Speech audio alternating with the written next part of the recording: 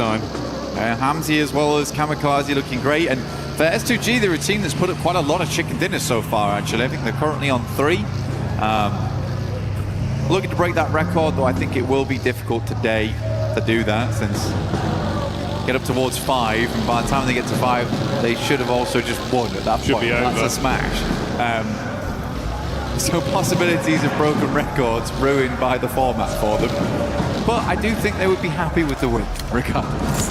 Yeah, I don't think it'll bother them too much, right? Yeah, so for S2G, certainly a possibility here. Only 6 points on this game that's needed for them. For Aurora, we are looking towards 9. Enigma Galaxy is going to have to be a bigger match. 22 points on that one, which is almost certainly going to be a chicken dinner. But yeah, a lot of teams looking to breach that smash ruling as we come into match 3, which is where it always gets stressful. Hot Jukes, a little documentary style earlier on today, was saying that he'd love to see 6 teams towards that final match, all vying it out for the chicken dinner. I felt like a lot of times internationals do go to that 6th match no matter what, and either in PMMI, ooh, for Nongshin Red Force, oh my god, he's alive. For Nongshin Red Force, he did go to match 6 when they got that smash. Satan immediately peeling off there for Enigma Galaxy, but they are in close contention with 4 Thrives, who are exiting from Ferry Pier and Yellows.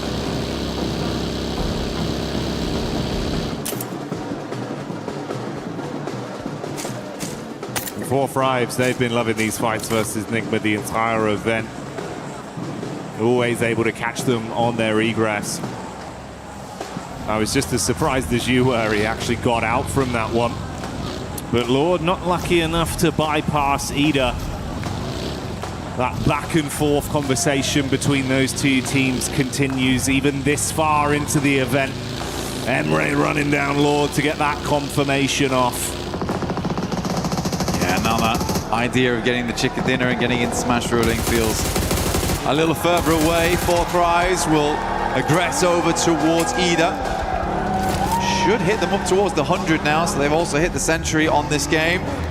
Getting ever closer to that count. Nongshin Red Force was able to make a fairly good rotation towards the central position. They like to play around this area. They are cut in with S2G though. Slightly scary spot to be working with. Very central. Still only here in zone 1. Anything can happen as long as they're set up. Position to move from should be okay. Ulf finds S-Power. There is a clap back from Admino, who immediately will flush out Scarface. So full-on engagement here between Ulf as well as Godlike. Already big shots being connected. And it's wiped up so quickly. Ulf withstand the pressure. They do lose 1 player, but they can get Eren back up, and that's a key piece of the puzzle for them.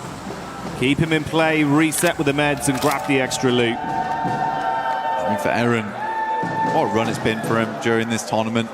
Max was highlighting him on the desk of how much he was able to really prove himself here at this event, despite having some awkward moments, honestly. Still remember his crash into gas station, which went terribly wrong, but even then he is putting up numbers. OG do take a knock there to Tiamba, who have been sadly very quiet after day 1. A majority of the points earned there, if they were able to replicate anything like that day 1 and day 2 or day 3, they would have won this tournament by a mile. Sadly, that's just not the case. Trying to get back into the mix of it now, though, as Milu. So let's look for these nades.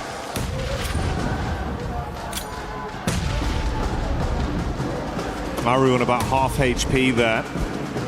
AKOP in the back line. Ooh, nice arc from Milu.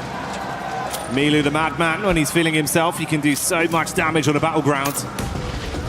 He's got back up from the boys. If they can get out of this one cleanly, maybe they can at least try and ruin some of the runs for the other squads above them.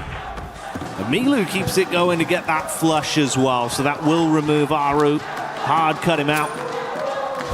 Blue coming in to make it a bit more suffocating between these two sides. Quite a few nades already expended here from Tiamba as well as OG. We're right in zone 2 now.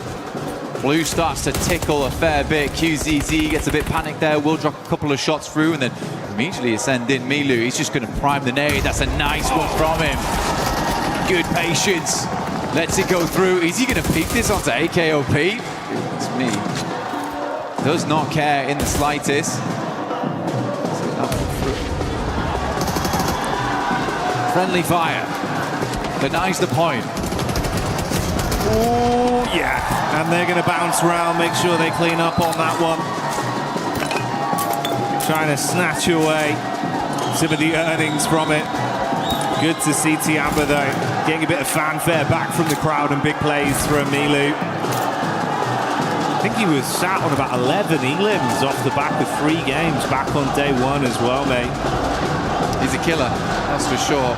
Tiamba lucky to have him. Great to see him back on the team again.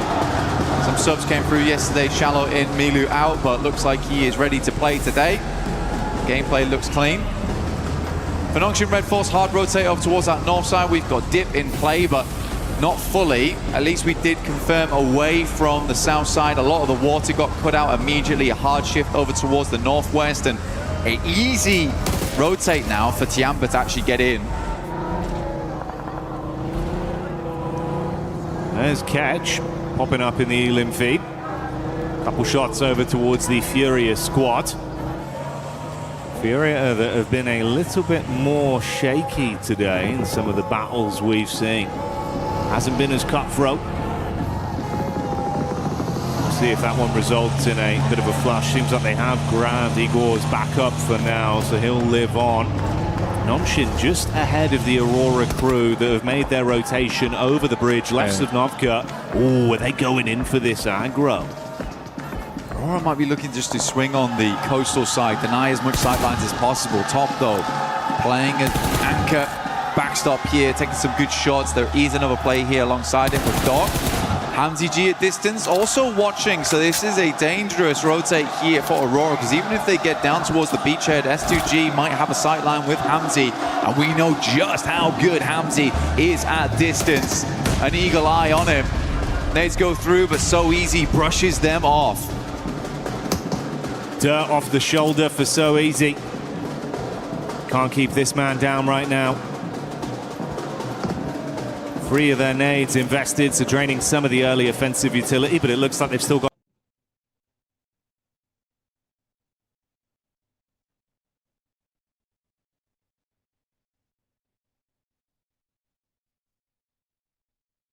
a good supply, at least on Doc, with 5 in the backpack. Meanwhile,